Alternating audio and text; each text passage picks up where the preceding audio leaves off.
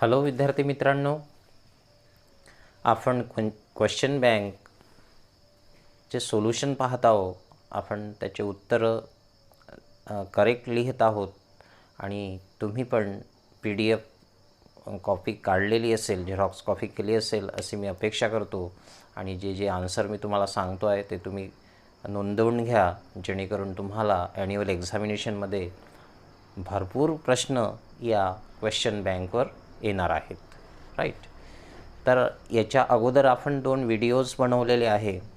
काही विद्यार्थ्यांचं असं म्हणणं आहे की सर्वप्रथम तुम्ही ग्रामरवर बनवा. काही विद्यार्थ्यांचं असं म्हणणं आहे की रायटिंग स्किलवर बनवा. काही विद्यार्थ्यांचं असं म्हणणं आहे की आम्हाला PDF नोट्स तुम्ही सेंड करा. काही विद्यार्थ्यांचं असं म्हणणं आहे की सर आम्हाला नॉवेलवर जे मेमरी बेस्ड क्वेश्चन आहे त्याचा आन्सर्स पाठवा. तर आपण हळूहळू सर्व प्रश्नाचे उत्तरं तुम्हाला मी प्रोव्हाइड करणार आहे. ओके. ज्या लोकांनी चॅनलला सबस्क्राईब केलेलं नसेल त्यांनी सबस्क्राईब करून घ्या, जेणेकरून व्यवस्थित तुम्हाला नोटिफिकेशन येईल. आणि तुम्हाला माहिती आहे की ह्या संपूर्ण भाग अतिशय महत्त्वाचा आहे. काही कॉमेंट्स मला असे पण आलेले आहे की सर जी क्वेश्चन बँक आहे यावरच आपल्याला ॲन्युअलमध्ये क्वेश्चन्स फॉर्म यावरच क्वेश्चन फॉर्म असेल का? तर पहा मित्रांनो, आपल्याला अशा परिस्थितीमध्ये ही क्वेश्चन बँक प्रोव्हाइड करण्यात आलेली आहे की परीक्षेला 1 महिना आहे आणि त्यानंतर बरेचसे क्वेश्चन्स आपल्याला 2-4 क्वेश्चन त्यांनी दिलेले नाही आहे प्रॅक्टिससाठी म्हणून. तर आपल्याला एक बँक दिलेली आहे आणि नक्कीच मी एक जबाबदारीने सांगतो की 60% 70%च्या वरच या क्वेश्चन बँकवर क्वेश्चन ॲन्युअल एक्झाममध्ये फॉर्म झालेले असेल, हे नक्की. ओके. आणि म्हणून तुम्ही व्यवस्थित ते लिहून घ्या, त्यावर नोट्स तयार करा, जेणेकरून तुम्हाला त्याचा फायदा होईल. यानंतरचा जो व्हिडिओ आहे हा मी ग्रामर या पोर्शनवर, नॉन टेक्स्च्युअल ग्रामरवर बनवेल आणि त्यानंतर आणखी 2-3 भाग या पूर्ण क्वेश्चन बँकचे होईल. कारण की क्वेश्चन बँक ही लेंदी आहे, त्यामुळं आपला व्हिडिओ देखील थोडा लांब होऊ शकतो आणि व्हिडिओज देखील जास्त बनवू शकते. ओके. चला तर आपण सीन 2 एक्स्ट्रॅक्ट पाहिलेले आहे. आता मी तुम्हाला तिसरा एक्स्ट्रॅक्ट तो सॉल्व करून देतो आहे. तुम्ही ते लिहून घ्या. सर्वप्रथम मी आता कॅमेरा ऑफ करतो आहे, आपल्याला पूर्ण स्क्रीन दिसायला हवी. ओके. चला तर पहा मित्रांनो, आपण A6 find out the words from the passage हे पाहिलेलं आहे.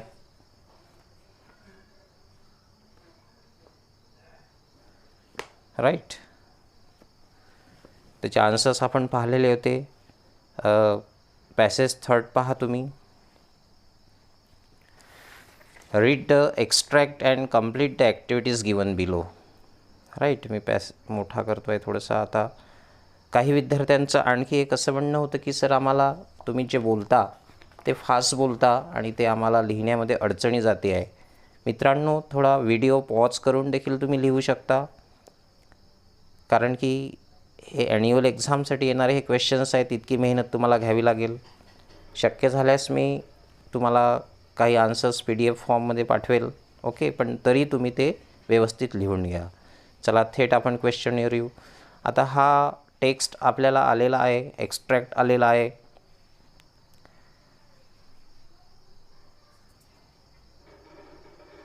तर हा मी वाचत नाही आहे, थेट तुम्हाला आन्सर्सपर्यंत येतो. तुम्ही हा वाचलेला असाल, तुमच्या सरांनी तुम्हाला शिकवलेलं असेल, टीचर्स लोकांनी तुम्हाला शिकवलेलं असेल व्यवस्थित. पहा, A1 ॲक्टिव्हिटीज आहे. A1 ॲक्टिव्हिटीजमध्ये इथे एक प्रश्न आलेला आहे आपल्याला. Soapy's attempts to get into winter island. Okay. तर हा जो टेक्स्ट आलेला आहे आपल्याला, या टेक्स्टचं नाव होतं, या लेसनचं नाव आहे the cop and the anthem. Okay. आणि तुम्हाला सेंट्रल आयडिया माहीत असेल. काही लोकांचं असं म्हणणं आहे, पुन्हा सांगतो की सर प्रत्येक शब्द तुम्ही मराठीतून आम्हाला सांगा.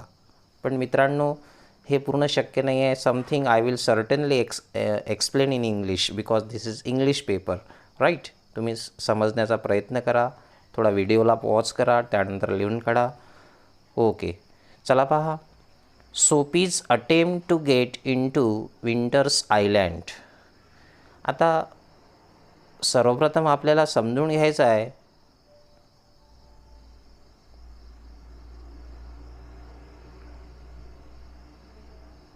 Winter island means what? Winter island is used for custody or jail.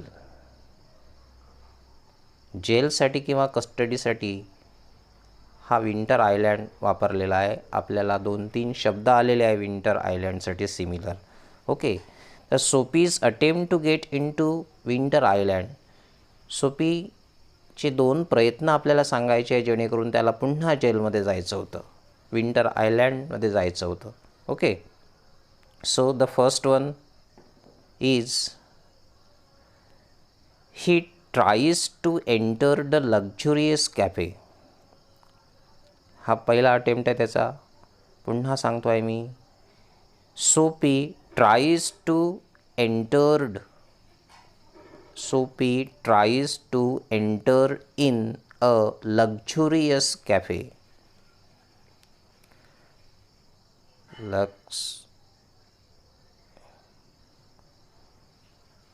Luxurious cafe. Okay, आता लक्झुरियस कॅफेमध्ये एंट्री करून त्याला काय करायची होती? He wanted to eat there because he did not have money and he wanted to be get arrested by the hands of the police so that he will entered in to winters island. म्हणजे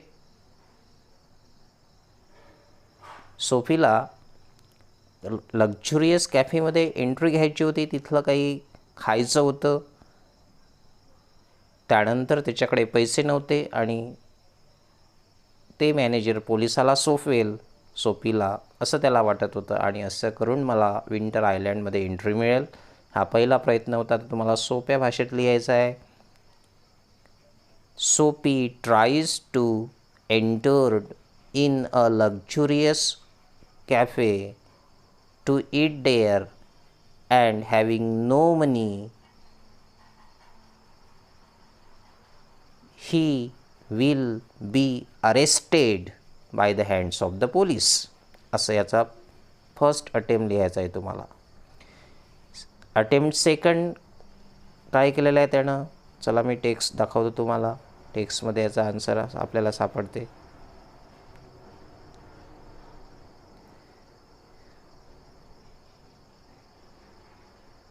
हे बघा,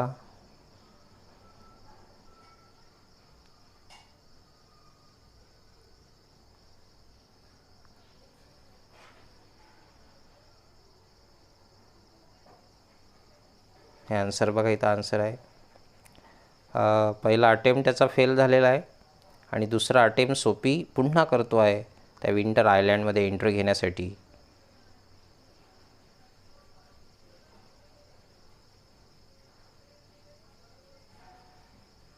See, here is the answer. Sophie took a stone and dashed it through the glass. एक गोटा घेतो तो आणि ग्लासला मारतो. कशासाठी? Means Sophie broke the glass और Sophie broke the glass of the window so that police will arrest him and throw him into jail. that is island, winter island. म्हणजे तो खिडकी फोडतो, खिडकीवरचा ग्लास फोडतो आणि त्याला असं वाटतं की पोलीस मला पकडेल आणि मला तुरुंगात टाकेल. असे 2 प्रयत्न तो करतो आहे आणि ते दोन्ही प्रयत्न त्याचे फेल होते मात्र. Okay, so how you will write the answer? सोपी टूक a stone and dash it through the glass of the window. It means he broke the glass so that he would get arrested by the police. अशासारखे answer तुम्हाला दोन्ही ठिकाणी लिहायचे आहे. तुम्ही व्हिडिओला पॉज करा, शांततेने लिहून घ्या. ओके, कारण की आपल्याला पूर्ण वर्ड बँक सॉल्व करायची आहे. त्यानंतर आहे complete the given statement in 30 words. 30 वर्ड्समध्ये आपल्याला सेंटेन्स कंप्लीट करायचा आहे. सेंटेन्स इज सोपी couldn't enter the restaurant because. सोपी रेस्टॉरंटमध्ये प्रवेश का करू शकला नाही? बिकॉज. आता याचा आन्सर मी थेट तुम्हाला पॅसेजमध्ये घेऊन जातो आहे, ते तुम्ही नोट डाऊन करून घ्या.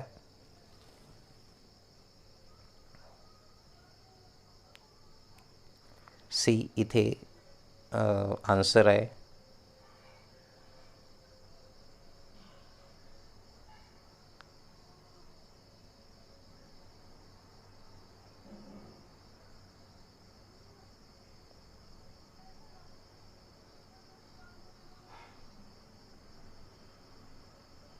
सीधा आन्सर पहा.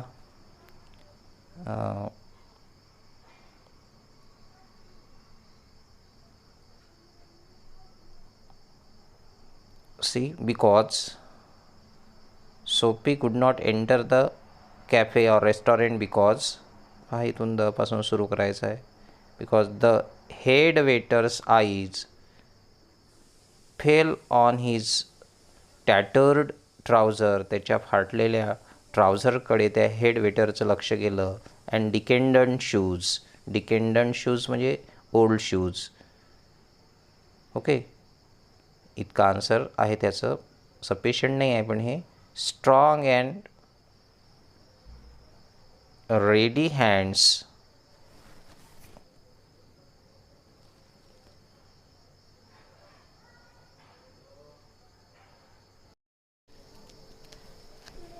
The head waiter's eye fell upon his tattered trouser. त्या हेड वेटरची नजर त्याच्यावर पडली, त्याच्या फाटल्या ट्राउझरवर. And decadent shoes. Strong and ready hands turn him about. ते स्ट्रॉंग हँड म्हणजे वेटरचे हात, ज्याला आपण संबोधू शकतो. त्याने सोपीला बाजूला केलं. And conveyed him in silence. आणि त्याला शांततेत सांगितलं. And haste to the sidewalk and averted the ignoble fate of the menace mallard. इथपर्यंत तुम्ही त्याचं उत्तर लिहू शकता. ओके, या प्रश्नाचं मलार्डपर्यंत.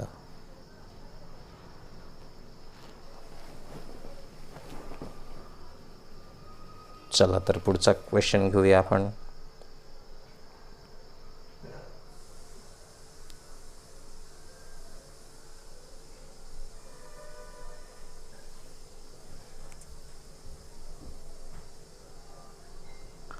See the next question. Third question आहे इथं.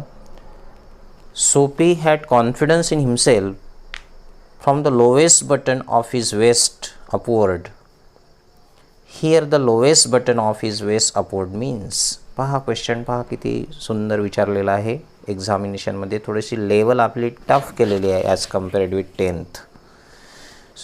सोपी हॅड कॉन्फिडन्स इन हिमसेल्फ. सोपीला पूर्ण विश्वास होता स्वतःवर. From the lowest button of his waist upward. म्हणजे खालच्या बटनपासून तर वरपर्यंत, पायाच्या बोटापासून तर डोक्यापर्यंत त्याच्यावर कॉन्फिडन्स होता. Here lowest button of his waist upward means. या फ्रेजचा अर्थ काय, असा तुम्हाला प्रश्न आलेला आहे. आता बघा, याचं पण उत्तर तुम्हाला सरळ सरळ पॅसेजमध्ये पाहायला मिळते. C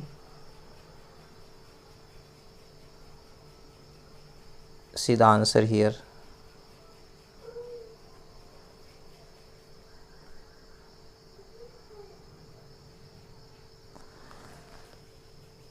Upward, button upward, because he was 7. आपल्याला आन्सर लिहायचा आहे. Because he was 7. मस्त दाढी वगैरे करून आलेला होता.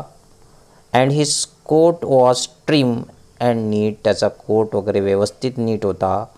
Black bow had been presented to him by a lady missionary. एका लेडी मिशनरीकडून त्याला ब्लॅक बो प्रेझेंट केलेला होता ऑन थँक्स गिविंग डे. कुठल्या तरी थँक्स गिविंग डेला त्याला तो कोट आणि बो देखील मिळालेला होता एका लेडीकडून, आणि म्हणून तो असा स्वच्छ आणि नीट त्या रेस्टॉरंटमध्ये एंट्री घेत होता. त्याच्यामुळं त्याला स्वतःमध्ये पुरेपूर कॉन्फिडन्स होता. ओके, हे आन्सर तुम्हाला लिहायचं आहे. चला next. Number 4. If a person tries to damage the public property, this is the personal response question. If the person tries to damage the public property, how will you react in such a situation? जर एखादा व्यक्ती public प्रॉपर्टीला damage करत असेल, नुकसान पोचवत असेल, for example जे public places असतात त्याला, how will you react in such A situation? तुम्ही जर तिथे असाल तर तुम्ही अशा सिच्युएशनमध्ये काय कराल? Write your answer in 3-4 lines. Okay, 3-4 ओळीमध्ये उत्तर लिहायचे आहे. आता मला सांगा, this is completely a personal response question. तर तुम्हाला याचा आन्सर मी सांगतो आहे, किंबहुना तुम्हाला पण छान प्रकारे लिहिता येत असेल. तर if I happen to be there and if some person tries to damage, tries to break the public property, first of all, I will try to convince him not to do so. And if he will not listen, I will call some of the people, and yet he will not be convinced, I will go to police station to register his case. अशासारखा answer आपण लिहू शकतो. Okay, तुम्ही हा video थांबवून थोडंसं समजून घेऊन तुमच्या वेनुसार देखील तुम्ही पर्सनल रिस्पॉन्सचा आन्सर लिहू शकता. 3-4 ओळीमध्ये लिहायचं आहे. लँग्वेज चांगली असायला पाहिजे, जेणेकरून आपल्याला 2 पैकी 2 मार्क मिळेल. पुन्हा एकदा सांगून दे तुम्ही या प्रश्नाचं उत्तर. If I happens to be there or if I will be there and if some person tries to damage the public property, first of all, I will try to convince him not to do so, and if he will not be convinced, जर तो पुन्हा मांडला नाही तर I will call the nearby people and then I will go to police station to register his case. Okay, अशासारखा answer पुन्हा मी सांगितलेलं आहे, तुम्ही ते नोंदवून घ्या किंवा तुमच्या मतानुसार लिहू शकता. ओके, चला A5 पाहू आपण आता. Do as directed. काय दिलेलं आहे इथं? द पोलिसमॅन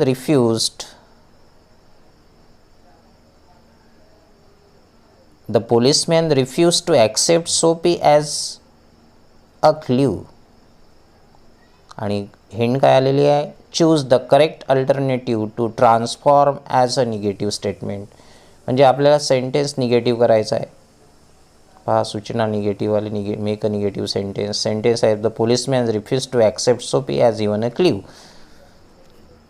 सी, या पोलिसमॅननं काय केलेलं होतं? सोपीला एक चोर आहे म्हणून किंवा क्ल्यू पण तो घेऊन राहिलेला नव्हता पोलिसमॅन. म्हणजे सोपीनं ग्लास विंडो ब्रेक केली, तोडली, यावर पोलिसाचा विश्वासच बसत नव्हता. ते ॲक्सेप्ट करायला तयारच नव्हता. आपल्याला निगेटिव्ह सेंटेन्स तयार करायचा आहे. बघा, see the first sentence. The policeman did not accept Soapy as even a clue.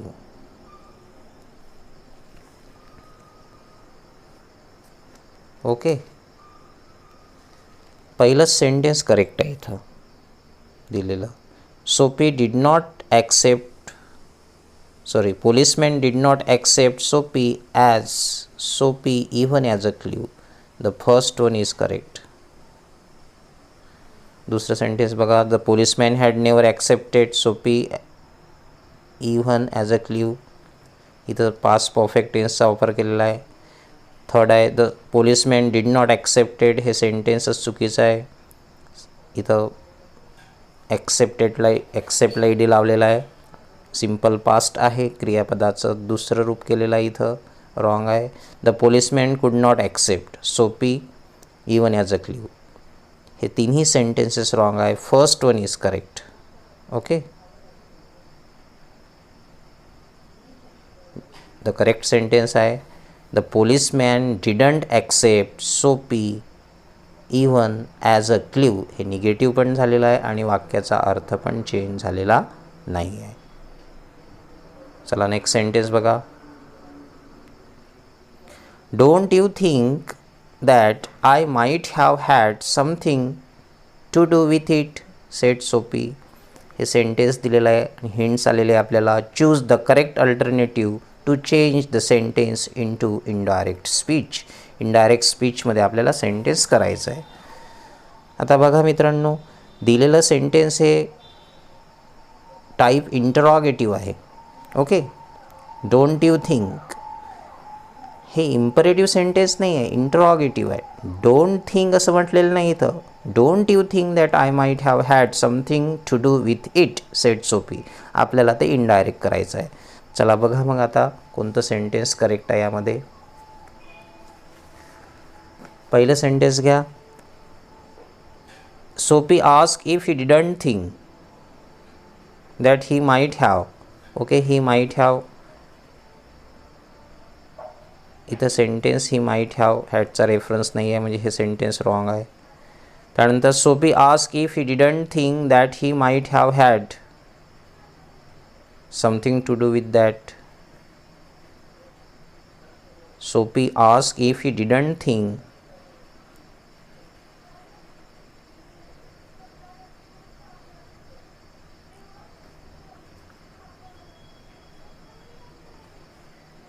चला थर्ड सेंटेन्स पहा तुम्ही अगोदर.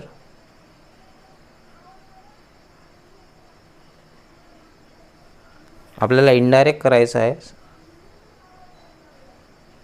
सोपी ask if he didn't thought, हे तर रॉंगच आहे third. Sophie ask if he didn't think that he might had had something to do, हे पण रॉंग आहे.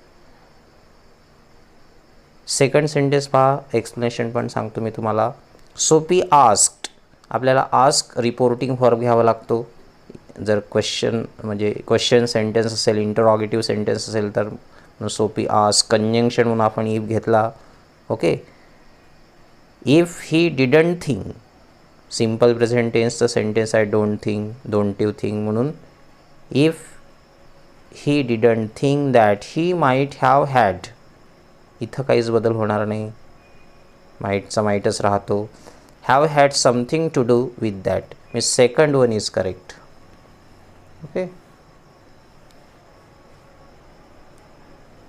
सेकंड सेंटेन्स हे करेक्ट आहे.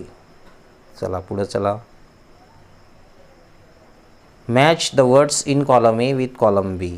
अगदी सोपा एक्सरसाइज आलेला आहे इथं. हा सरळ सरळ आहे. For example, stroll means walk in leisurely way. Okay, जोडी अशी लावायची नाही आहे. मी तुम्हाला सांगतो, स्ट्रोल लिहायचा आहे, यारो करायचं आहे, त्याचं उत्तर त्या समोर लिहायचं आहे. डिकॅडंट, आत्ताच आपण मिनिंग पाहिलं. Decadent means old and worn out, जुने. वॉर्न आउट म्हणजे पण जुने. ओके, लिंबो, ॲक्च्युअली लिंबो हा एका गटेच्या वर्कमधला एक शब्द आलेला आहे. Actually it is a border where border place between heaven and hell. स्वर्ग आणि नर्क त्या ठिकाणची एक बॉर्डर प्लेस, त्याला लिंबो असं म्हटलेलं आहे. आणि कोटेड मीन्स ग्रेटली डिझायर्ड. अशा प्रकारे आन्सर आपण या टेक्स्टचे किंवा या एक्स्ट्रॅक्टचे पाहिलेले आहे. ओके, चला पुढचा पॅसेज आपण घेऊया.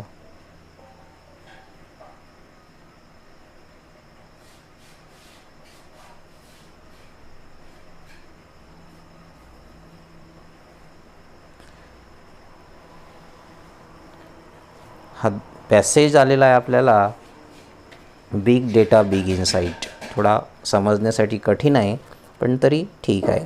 चला पाहूया याचे आन्सर्स आपण.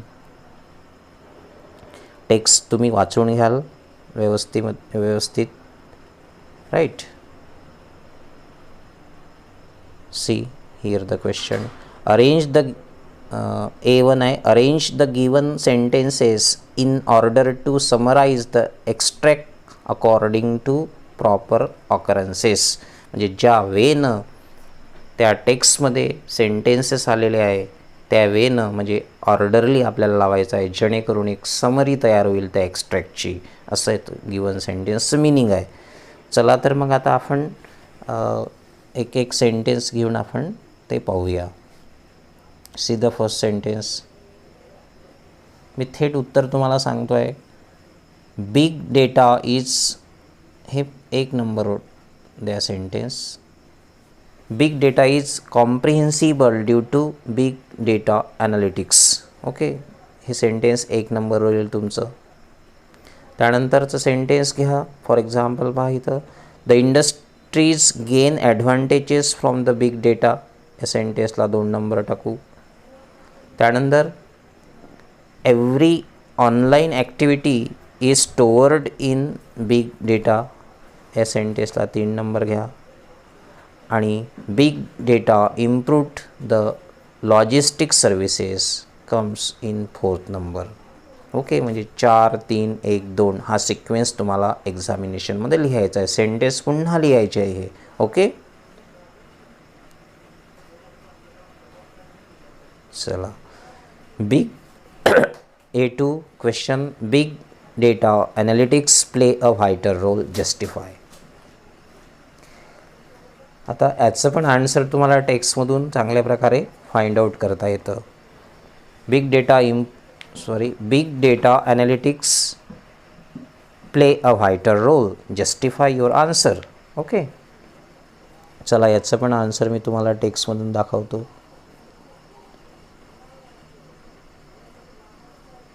Just because of having a big data analytics, पहा सरळच आन्सर आहे इथं.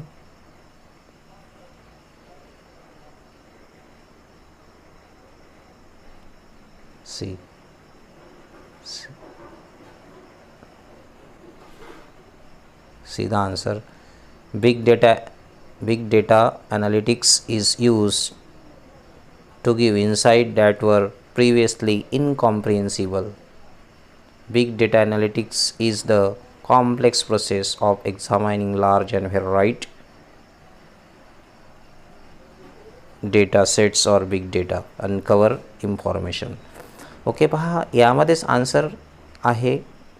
त्याचं मिनिंग तुम्हाला शोधून घ्यायचं आहे, वाचून घ्यायचं आहे.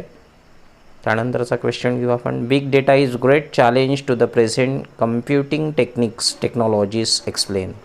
Big data is a great challenge, एक मोठा चॅलेंज आहे big data, to the present computing technologies explain.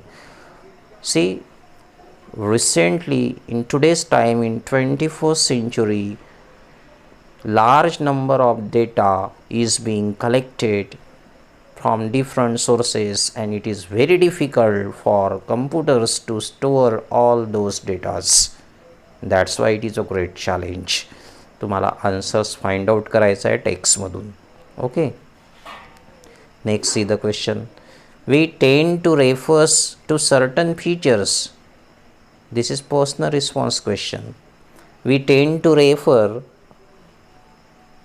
to certain feature of the product or services before orders. Give reasons for such a conduct. एखादी order place करण्या अगोदर, एखादी order देण्या अगोदर, online order असो की कुठली पण, आपण काय करत असतो, we tend to refers to certain features of the product. आपण त्या प्रोडक्टचे विशिष्ट फीचर्स पाहण्याचा प्रयत्न करतो, मिळवण्याचा प्रयत्न करतो एखाद्या प्रोडक्टची ऑर्डर देण्या अगोदर. आणि आपल्याला प्रश्न काय म्हटलेला आहे नंतर, give reason for such a conduct. आपण असं का करतो, आपण त्या प्रोडक्टचे फीचर का पाहतो. ओके, तर हे वेगवेगळे विद्यार्थी वेगवेगळे आन्सर या प्रश्नाचं देऊ शकेल. For example, I try to answer before purchasing any product the customer must be familiar with certain features of certain product so that they will get the proper product when they actually have that product in their hand. So in this way they will not be cheated. म्हणजे ते cheat होणार नाही जर आपण विशिष्ट प्रोडक्टचे feature समजून घेत असेल तर ऑर्डर देण्या अगोदर.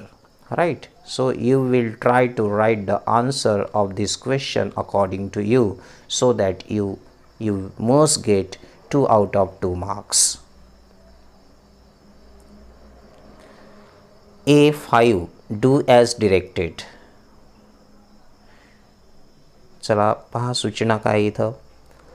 If you have ordered something online, you can track the location of your goods in transit. हे सेंटेन्स दिलेलं आहे. बघा आपल्याला काय म्हणते. Choose correct alternative to use after plus I N G form. After plus I N G form आपल्याला use करायचा आहे हे सेंटेन्स घेऊन. ओके. पहा तर सेंटेन्स पहिलं सेंटेन्स घ्या. After you have ordering something online you can track the location of your goods in transit. After you have ordering. Okay. This sentence is wrong. स्ट्रक्चरच रॉंग आहे. त्यानंतर सेकंड सेंटेन्स बघा. After ordering something online, काहीतरी online order केल्यानंतर you can track the location of the goods in transit. Okay. This one is correct. त्यानंतर after you have ordered something you are tracking. नाही, हे पण correct नाही आहे. त्यानंतर बघून घ्या आणखी. After ordering something online you can tracking. You can tracking इथं रॉंग सेंटेन्स आलेला आहे. म्हणजे यू कॅन ट्रॅक होते, यू कॅन ट्रॅकिंग होत नाही. इथं यू कॅन ट्रॅक हे करेक्ट आलेलं आहे. म्हणून second one is correct. Okay. After ordering something online you can track. चला next. Big data analytics is the complex process. What is asked here? What sort of instruction is given here? Choose correct alternative to change the sentence as negative sentence. You are expected to do it negative without changing its meaning. Meaning change न करता आपल्याला ते sentence change करायचं आहे. पहा. Big data analytics is the complex process. Me first sentence वाचतो आहे. The big data analytics is not the complex process. हे अगदी निगेटिव्ह झालं त्याचं, पण चेंज मिनिंग चेंज झालेलं आहे. Big data analytics is not a compound process. नाही. Big data analytics is not an easy process. हे ठीक आहे, पण exactly big data analytics is not a simple process. म्हणजे आपण कॉम्प्लेक्स या शब्दाचं अपोजिट वर्ड घेतलेला आहे. सिम्पल आणि big data analytics is not the simple process. This one fourth one is the correct. Okay. चौथ्या नंबरचं वाक्य करेक्ट आहे आणि ते निगेटिव्ह पण झालं, मात्र वाक्याचा अर्थ बदललेला नाही आहे. Big data analytics is not a simple process. Is not a simple process means is the complex process. Okay. चला नेक्स्ट सेंटेन्स घ्या. काय आहे आता इथे. A6 आहे. Pick out the antonymous of the following words from the passage. Passage म्हणून आपल्याला antonyms शोधून काढायचे आहे, अपोजिट वर्ड्स शोधून काढायचे आहे. ओके. पहा इथं वर्ड्स आलेले आहे.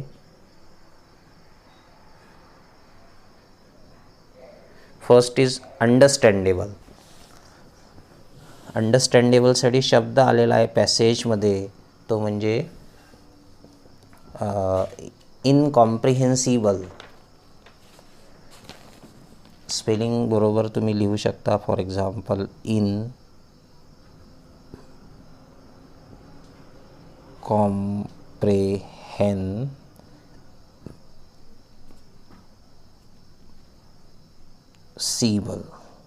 एकच शब्द आहे हा.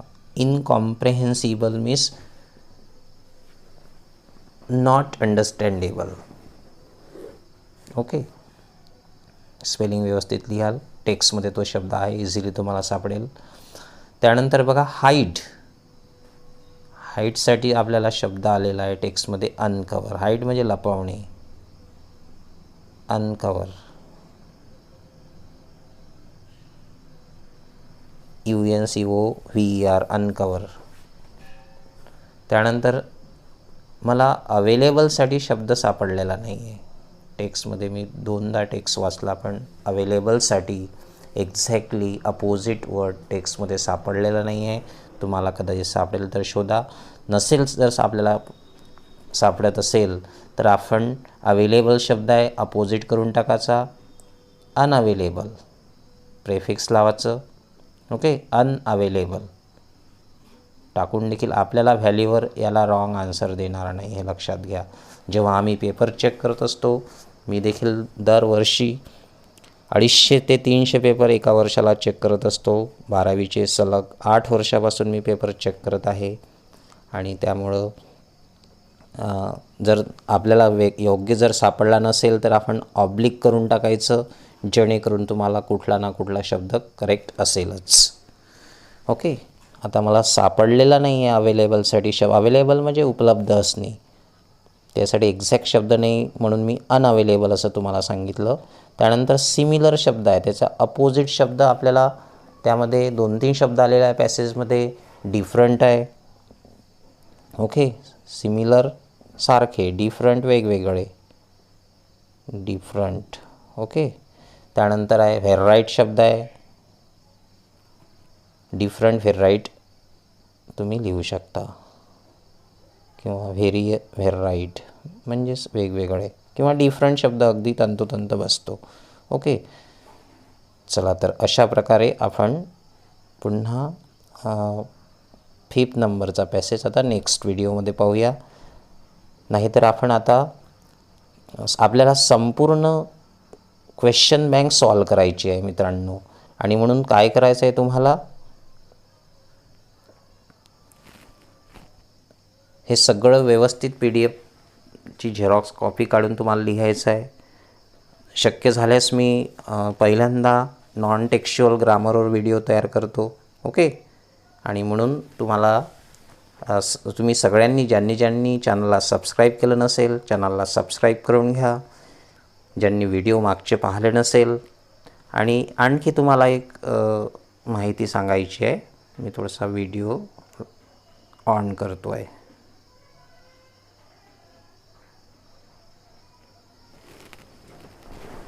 पहा मित्रांनो,